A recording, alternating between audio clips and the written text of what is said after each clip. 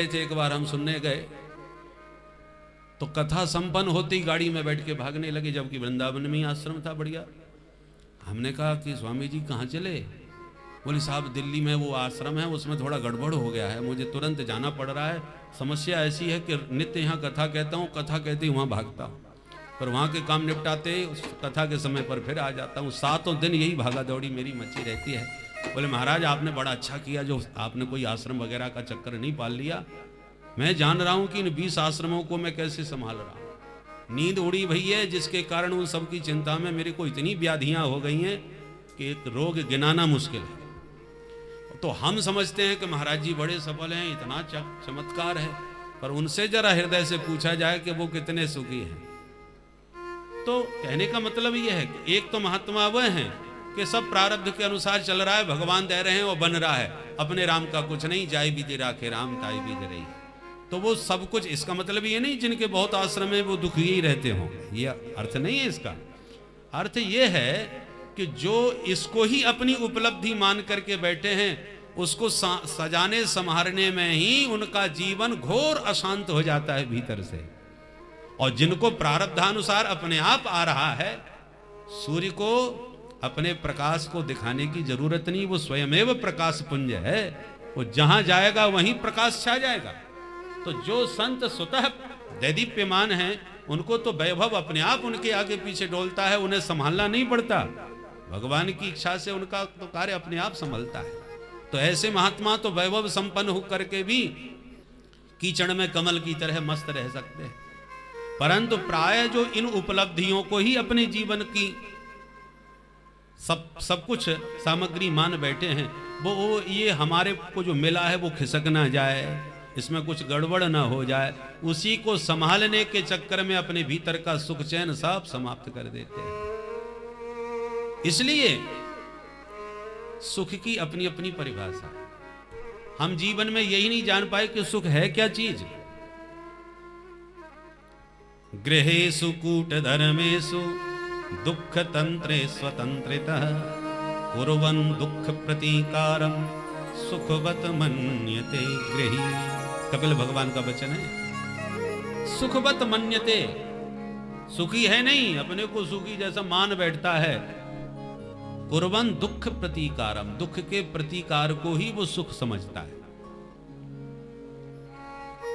इस विषय में जाएंगे तो फिर बात छूट जाएगी कि सुख दुख के जो स्वरूप हैं कपिल भगवान ने बहुत विस्तार से समझाया। गृहेषु कूट धर्मेषु, एक गृहस्थ व्यक्ति घर के प्रपंचों में पड़ा हुआ जितने पल दुख से बच जाता है उसी को वो सुख समझ लेता है।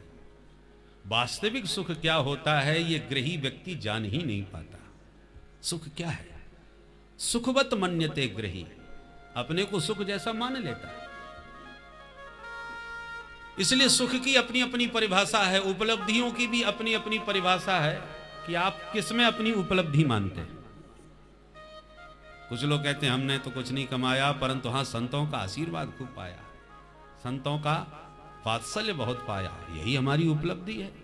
तो कोई इस खजाने को अपना खजाना और उपलब्धि मानता है, तो कोई कहता है अरे क्या की उपलब्धि है, सर्वे गुणः कांचनमाश्रयन्ति, माल पानी हो तो सारे गुण आ जाते हैं।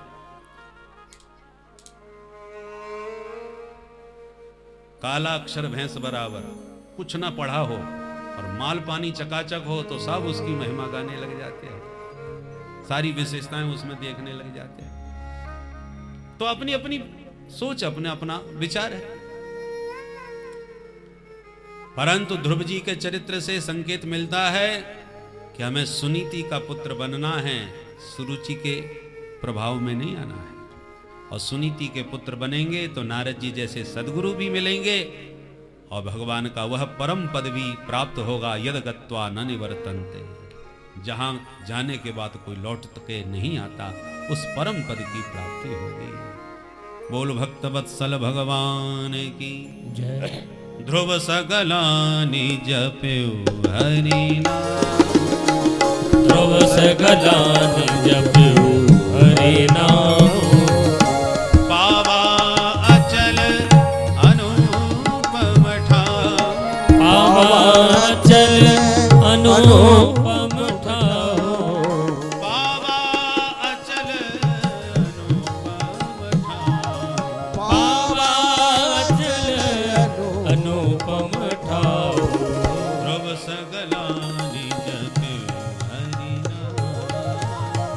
सगलानि जपऊ सगलानि जपऊ सगलानि जपऊ जपऊ हरि ऐसे महाभागवत ध्रुव जी के ही पवित्र वंश में महाराज अंग हुए।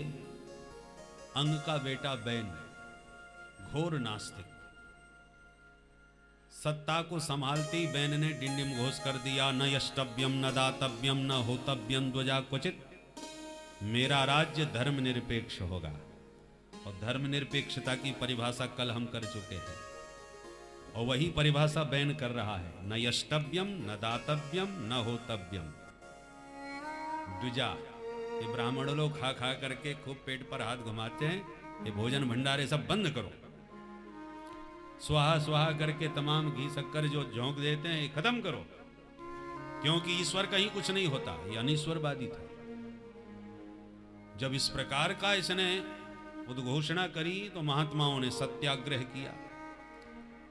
महात्माओं को राजनीति से कोई मतलब नहीं होता, और जब राजनीति धर्म पर कुठाराघात करने लगती है तो महात्मा भी फिर माला छोड़ के भाला उठाने लगते हैं। बोलो राधे राधे राधे राधे। पर महात्माओं का जो सत्याग्रह है वो तो शांति पूर्वक ही था, शांति से समझाने आए, सामनीति से। देखो राजन, आपको ऐसा नहीं करना चाहिए, यज्ञ पुरुष भगवान का आदर करो, नहीं करना है तो हमको करने दो, प्रतिबंध तो मत लगाओ हमारे ऊपर। तो संतों को ही गालियां देने लगा, को यज्ञ पुरुषो नाम यत्र वो भक्ति रीदृशी। कौन है वो परमात्मा जिसमें तुम इतनी भक्ति दिखा रहे हो? अरे मुझ राजा के रोम रोम में ही सारे देवी देवताओं का नित्यवास है। देहे भवंती न प्रते सर्व देवमयो नृपः। जब इस प्रकार की परिभाषाएं इसने करना प्रारंभ किया शास्त्र विरुद्ध, तो क्रोध में भर गए महात्मा। हन्यताम ये सब पाप प्रकृति दारुणः। जो हुंकार ध्वनि करी धड़ाम दी से धरती पर गिरे और बैन के प्राण गोविंदाय नमो नमः। ये भारतवर्ष है, संतों का देश है। संत विरोधी सत्ता न टिकी है न टिक पाएगी। उस जमाने में बैन ने जब धर्म पर कुठाराघात किया तो उस जमाने के संतों ने उखाड़ के फेंक दी राज्य सत्ता को। और प्रभाव महात्माओं में आज भी ऐसा है। महात्मा ने चलाया अभियान कि इस सरकार को मिटा के रहूंगा, तो महाराज उखाड़ के फेंक ही दिया। बोलो राधे राधे राधे राधे। तो महात्माओं का यह देश है, संतों की यह भूमि है। यह संतों ने ठान ली तो आज भी महाराज करके ही छोड़ते हैं। पर ये बात अलग है, संत ठान लें तो सत्ता परिवर्तन का वास्तविक लाभ तो संतों की संकल्प में तब सार्थक होगा जब गो हत्या का जो काला टीका लगा है भारत माता के सिर पर, ये काला कलंक गो हत्या का मिट जाए तो संतों का संकल्प सार्थक हो जाए।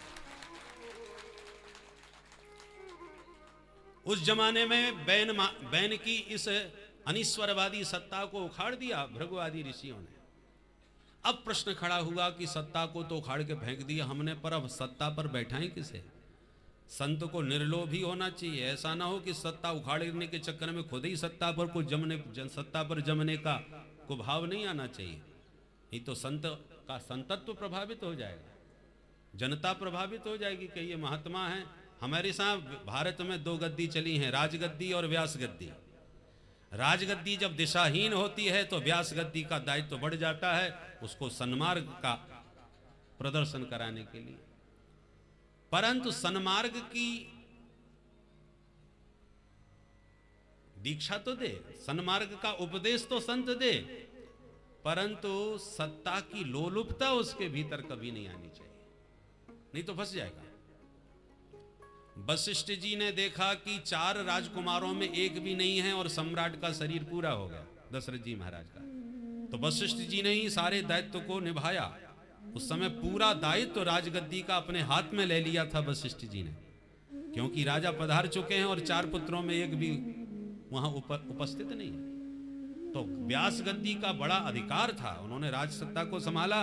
और जब तक भरत जी को बुला करके सब प्रकार से समीक्षा करके पुनः एक नवीन राजा की प्रतिष्ठा जब तक उसका समाधान नहीं कर लिया, तब तक वशिष्ठ जी के हाथ में ही सारा दायित्व रहा। ये व्यास गद्दी का अधिकार है। अंग्रेजों की कूटनीति ने अपने क्षेत्र में तो आज भी राजगद्दी और व्यास गद्दी को सुरक्षित कर रखा है। उनके यहाँ पोप का जितना आदर है, उनके यहाँ आज भी महारानी का जितना सम्मान है, तो राजगद्दी और व्यास गद्दी की परंपरा आज भी वहां बनी हुई है। और यहाँ पर राजगद्दी और व्यास गद्दी को पूर्णतः ध्वस्त करके यहाँ से गए हैं अपनी कूटनीति चाल से, नकली महात्मा बना करके और अपने प्रभाव से प्रभावित लोगों को सत्ता का दायित्व दे करके गए, ताकि राजगद्दी और व्यास गद्दी दोनों विकृत हो जाए। और उस कूटनीति को आज के नेता लोग समझ नहीं पा रहे। उस अंग्रेजों की कूटनीति को समझे बिना उसी बनाई हुई परंपरा में आज भी चल रहे हैं। वही कानून, वही सब मामला चल रहा है। इसलिए भारत में भारतीयता का अभाव होता चला जा रहा है। भारत का संविधान जब तक भारतीय संस्कृति को ध्यान में रख करके ठीक से नहीं समझा जाएगा, बनाया जाएगा, तब तक भारत में भारतीय संस्कृति की प्रतिष्ठा बहुत कठिन है। और ये संकल्प संत ही कर सकते हैं। और जो संत ऐसा संकल्प लेके चलते हैं, उनका हम लोगों को भी अनुगमन करना चाहिए, साथ देना चाहिए। तो निश्चित रूप से एक दिन भारत में भारतीय संस्कृति की पूर्ण प्रतिष्ठा हो जाएगी, इसमें कोई संदेह नहीं। हम कुछ नहीं कर सकते, तो जो शुभ संकल्प कर रहे हैं, जो भारतीय संस्कृति के प्रति संवेदनशील हैं, ऐसे महापुरुषों का साथ तो कम से कम दे सकते हैं। ये मतदान की परंपरा है। अब हम कुछ शरीर से नहीं कर सकते, तो अपनी मति से मतदान तो ठीक कर सकते हैं। मत का दान ही ठीक से कर दें विवेक पूर्वक, तो बात बन जाए। परंतु जहां पर मति का मतदान भी केवल एक बोतल पर बिक जाए, उस राष्ट्र का फिर कल्याण कैसे होगा? एक छोटी छोटी प्रलोभनों में, कोई जाति के प्रभाव में आकर के, तो कोई पैसे के प्रभाव में आकर के अपने मति को मलिन कर लेते हैं, मतदान विकृत हो जाता है। तो जो थोड़ा सा प्रलोभन दे करके मत लेते हैं, वो 5 साल तक फिर जम के शोषण भी करते हैं, और हम उस बात को समझ नहीं पाते। इसलिए राष्ट्र को इस विषय पर विचार करने की आवश्यकता है। ऐसे सत्य संकल्प जो संत हैं, उनका हमें कम से कम मतदान के साथ तो साथ देना चाहिए। शरीर से, तन से नहीं तो मन से तो ठीक से साथ दो, बुद्धि से कुछ तो प्रयास करो। कुछ भी यदि हम प्रयास नहीं करेंगे, तो मैंने निवेदन किया था कि भगवान भी उसी का साथ देते हैं जो अपने कल्याण के लिए स्वयं सजग रहते हैं। नायम आत्मा बलहीन न लभ्या। बोल वृंदावन बिहारी लाल की जय।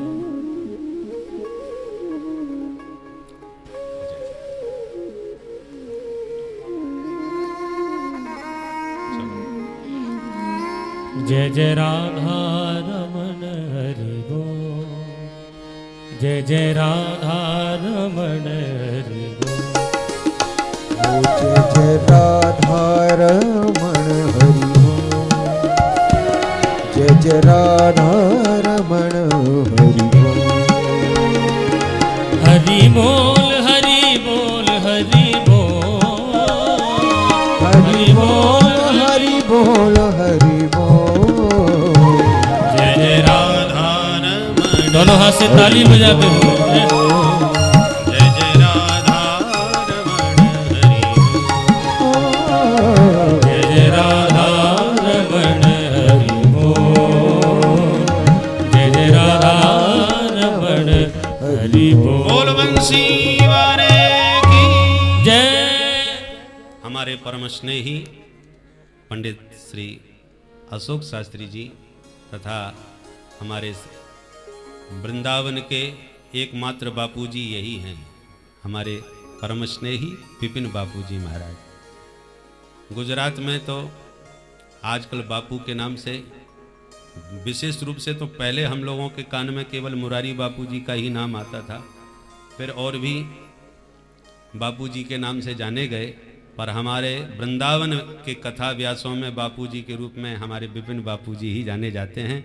और दूसरी बात, हमने जो कल संकेत दिया था हनुमत आराधन मंडल के द्वारा जो सुंदर कांड कल होगा, उसके कोषाध्यक्ष हैं और इन्हीं के प्रयास से व्यासों का ये संगठन बना और हमारे अशोक शास्त्री जी उसके संरक्षक भी हैं। तो कल इन हमारे जो हनुमत आराधन मंडल के जो सदस्य कथा व्यास हैं सब, उन सब की उपस्थिति में यहाँ पर सुंदरकांड का पाठ होगा कथा के विश्राम के पश्चात। कल मंगलवार को हम लोग प्रति मंगलवार को इसी प्रकार पृथक पृथक पाठ करते हैं। तो कल हम लोग, आज तो नंद महोत्सव मनाएंगे, कल गिरिराज जी का पूजन करने के बाद फिर सुंदरकांड का पाठ करने के साथ साथ इन महापुरुषों का दर्शन करेंगे। बोल वृंदावन बिहारी लाल की जय। तो मैं निवेदन कर रहा था कि उस जमाने में धर्मनिरपेक्ष सत्ता बैन की उखाड़ के फेंक दी ऋषि मुनियों ने अपने दिव्य संकल्प से। ऐसा ही कुछ आज के परिपेश में हो रहा है और ऋषि मुनि इसके लिए अभियान चला चुके हैं। उस अभियान में हमको अपनी सहभागिता दिखाने की आवश्यकता है। बोलो राधे राधे। राधे राधे। महात्माओं के हृदय में कोई सत्ता का प्रलोभन तो था नहीं। अब बैन को जब सत्ताच्युत कर दिया तो प्रश्न खड़ा हुआ, सत्ता पर बैठे कौन? महात्माओं ने सत्ता को नहीं संभाला, तत्काल समाधान किया कि बैन के शरीर का मंत्रों से मंथन करके भगवान पृथु को प्रकट किया। बोल पृथु भगवान की जय। पृथु महाराज ने सत्ता को स्वीकार किया। महात्माओं ने अपने दिव्य अभियान से पृथु महाराज को सत्ता में प्रतिष्ठित किया। संत लोग जब सत्ता को धराशायी करते हैं तो धर्मानुकूल सत्ताधारी को ही सत्ता में स्थापित भी करते हैं। और भगवान की कृपा से आज भी कुछ ऐसा ही वातावरण दिख रहा है कि आज जो सत्ता जिनके हाथों में है, संत समाज को उनसे बहुत अपेक्षाएं हैं। अब भगवान उस अपेक्षाओं पर कितना वो खरा उतारते हैं। सुलझी हुई सरकार है, काम लोग आजकल उंगली तो बहुत उठाते हैं, परंतु ये बात सही है कि जिस ढंग से उनकी क्रियाशीलता दिखाई पड़ रही है, जिस ढंग से इस समय सत्ता में कार्यशैली नजर आ रही है, उस कार्यशैली से ये निश्चित प्रतीत होता है कि भारत का भविष्य यदि ऐसी क्रियाशीलता से चला तो निश्चित रूप से उज्जवल होगा और संतों का जो संकल्प है वो भी निश्चित रूप से पूरा होगा। अब संतों ने पृथु महाराज को सत्ता सौंप दी। पृथु महाराज ने विधिवत नगर ग्रामों की व्यवस्थाएं बनाई और धर्म की प्रतिष्ठा करने के लिए बड़े बड़े यज्ञ किए। विशाल यज्ञ होने लगे। और ये असुर ही नहीं, देवता भी कम उपद्रवी नहीं होते। देवताओं ने देखो, कई लोग जो जिसका प्रभाव बहुत बढ़ने लगता है ना, उसको गिराने में दुष्टों के साथ साथ सज्जनों का भी कोई कम प्रयास नहीं होता। जब एक व्यक्ति बहुत सफल होने लगे तो उसी के अनुचर जो सज्जन कहलाते हैं वो भी उसको गिराने में बहुत प्रयासरत होते हैं। तो आज देवताओं के राजा इंद्र ने भी प्रयास किया कि अरे ये तो शतकृत होने वाले, कहीं मेरे पद को खतरे में न डाल दें, इसलिए उन्होंने उपद्रव करना चालू कर दिया, यज्ञ का अश्वहरण कर लिया। पृथु महाराज ने बड़ा क्रोध किया। ब्राह्मणों ने कहा क्रोध मत करो, हमें आदेश दो, 1 मिनट में हवन में पकड़ के स्वाहा, क्योंकि ये सारे देवता मंत्रों के अधीन और मंत्र हम ब्राह्मणों के अधीन। दैवाधीनम जगत सर्वम मंत्राधीना च देवता ते मंत्रा ब्राह्मणाधीना तस्मात् ब्राह्मण देवता। अच्छा पढ़ दो मंत्र। जो ब्राह्मणों ने मंत्रोच्चारण किया, इंद्र खिंचे चले आए। स्वाहा करने वाले थे कि ब्रह्मा जी ने प्रकट होकर समझाए, पृथु महाराज को भी समझाया, तो पृथु महाराज ने यज्ञ को वहीं विराम दिया और इंद्र को भी क्षमा किया। श्री सुखदेव जी कहते हैं, परीक्षित, पृथु के नाम से ही इस वसुंधरा का नाम पृथ्वी पड़ा। भगवान श्री हरि ने प्रकट होके कहा पृथु मांगो वरदान। पृथु महाराज कहते हैं, महाराज मुझे तो 10,000 कान दे दो, ताकि आपकी कथा सरिता इन कर्ण रंध्रों में सदा समाविष्ट बनी रहे। जैसे सारे संसार की सरिताएं सिमट सिमट के सागर में समाती रहती हैं, सागर कभी तृप्त नहीं होता, वो हमेशा प्यासा ही रहता है। ऐसी जिनके श्रवण समुद्र समाना, जिनके कान समुद्र के समान हो जाते हैं, निरंतर कथामृत पान करने पर भी सदा अतृप्त ही रहते हैं। हनुमान जी महाराज कितने काल से कथा सुन रहे हैं और फिर भी आज कथा सुनने के लिए निरंतर भागते रहते हैं। प्रभु चरित्र सुनबे को रसिया, प्रभु चरित्र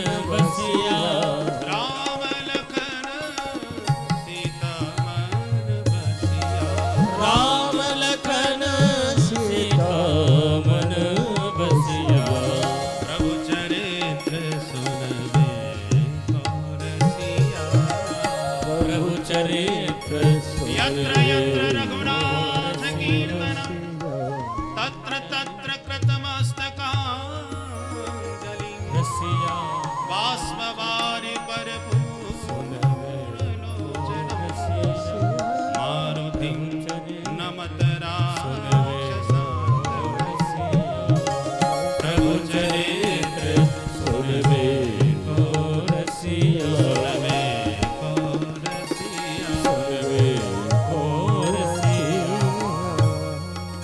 ये कान होना चाहिए। हम तो चार कथा कहने के बाद भी सुनने के लिए तैयार नहीं होते कि ये कल के बच्चों की हम क्या कथा सुने, हम स्वयं कथावाचक। और हनुमान जी जैसा कथावाचक कौन होगा भाई, जिनकी कथा सुन करके किशोरी जी का दुख हमेशा के लिए दूर हो गया।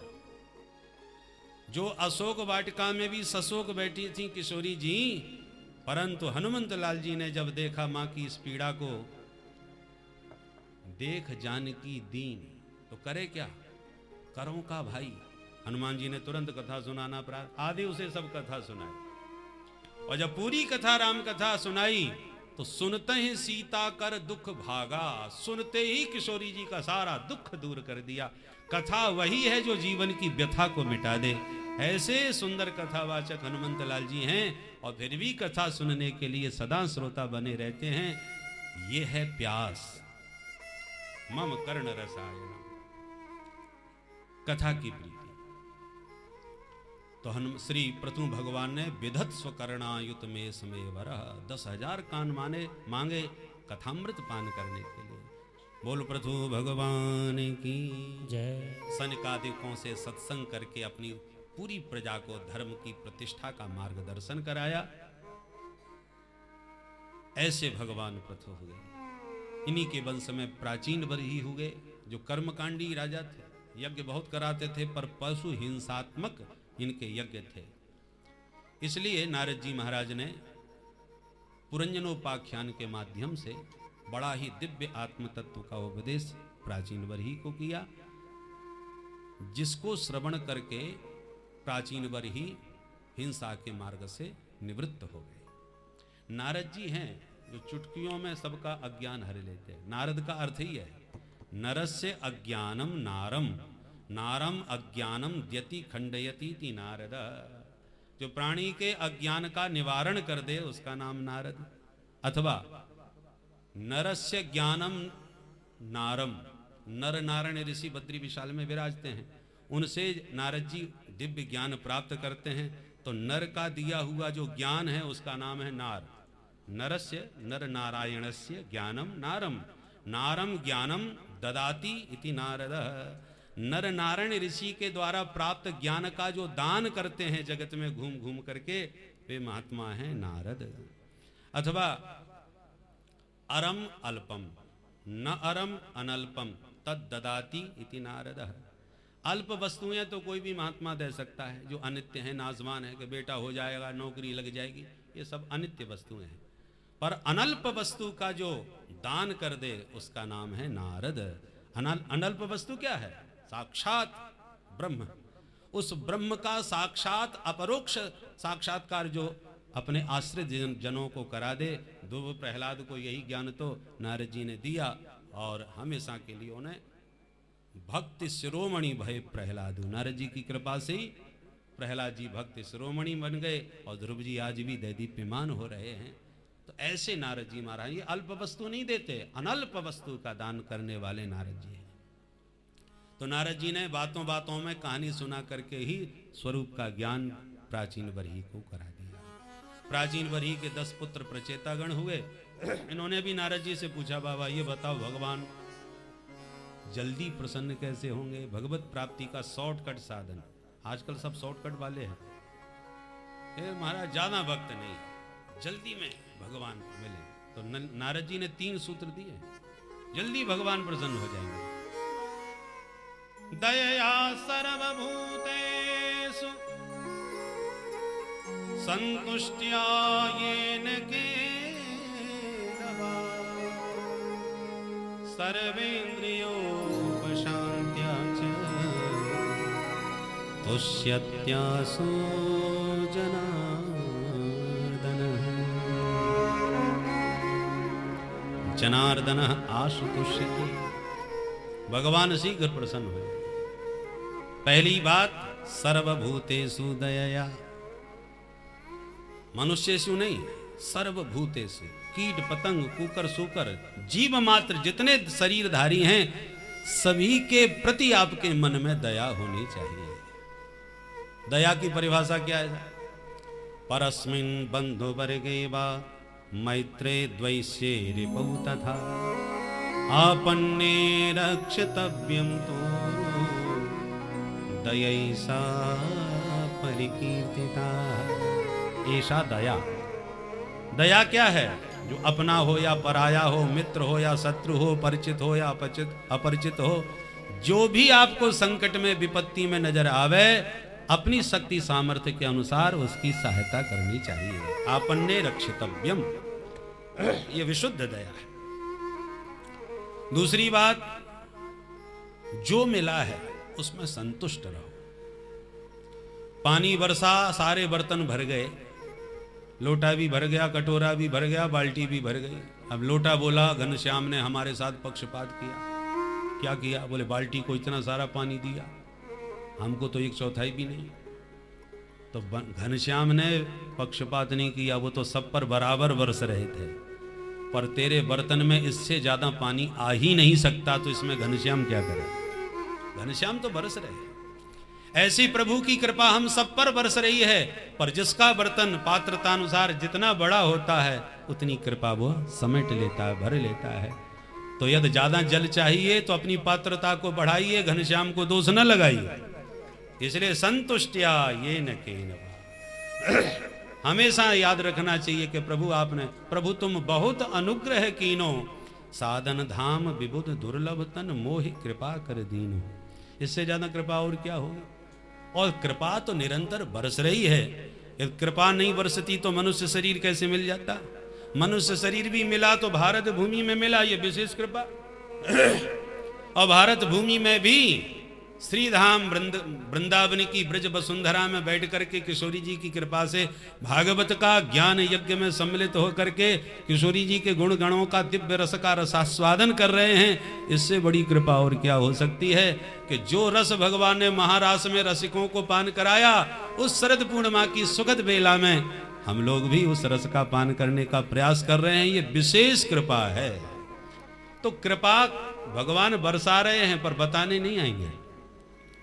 ये तो कृपा की समीक्षा करनी पड़ेगी। तत्तेनुकंपाम सुसमीक्षमाण। समीक्षा करोगे तो कृपा दिखाई पड़ेगी, नहीं भगवान किसी को बताने नहीं आएंगे। भागवत तो हम अपने क्षेत्र में भी गांव में भी सुन सकते थे, इसके लिए क्या कृपा है? अरे भागवत तो वृंदावन में बैठने का आनंद कुछ और है। घर में आप कथा कराते हो तो कितना टेंशन होता है, कराने वाला तो शायद ही सुन पाता है। पर यहाँ निश्चिंत होकर के कथा सुन भी रहे हो और बड़े बड़े संत महापुरुषों का दर्शन भी कर रहे हो और उनके आशीर्वाद के दिव्य रत्न भी आप प्राप्त कर रहे हो। ये कृपा नहीं, कृपा पर कृपा है। अनंत कृपा एक साथ बरस रही है। अब विचार करोगे तो वो दिखाई पड़ेगी। बोलो राधे राधे राधे। तो जो बरस रहा है, जो मिल रहा है, उसमें संतुष्ट रहो, प्रभु को धन्यवाद दो। तीसरी बात, सर्वेन्द्रियोपशांत्या। इंद्रियों पर सदा संयम रखो। देखना इंद्रियों के न घोड़े बढ़े, इनमें हरदम ये संयम के कोड़े पड़े। अपने रथ को सुमार्ग लगाते चलो, कृष्ण गोविंद गोपाल गाते चलो। तो प्रभु का आश्रय लेकर के इंद्रियों पर संयम रखो। 3 बातें जीवन में उतार लो तो ठाकुर जी तुरंत प्रसन्न हो जाएंगे। बोलो बंसी वारे की जय। चतुर्थ स्कंद को प्रणाम। पंचम स्कंद में प्रिय व्रत का बड़ा ही प्रभावशाली चरित्र है। शंकर